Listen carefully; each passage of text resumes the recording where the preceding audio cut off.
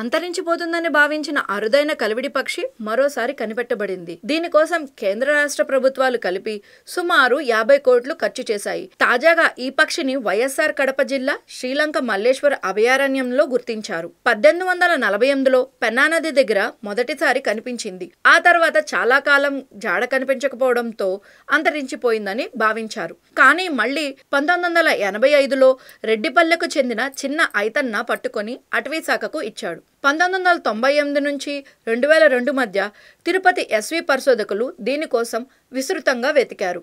2002లో Mumbai natural history society దీని కూత పాదముద్రలను record చేసింది. చివరికి లంకమల అడవుల్లో దీని ఉనికి నిర్ధారించబడింది. ప్రభుత్వం ఇంతలా ఖర్చు చేసేలా ఈ పక్షిలో ప్రత్యేకత ఏంటో ఇప్పుడు తెలుసుకుందాం.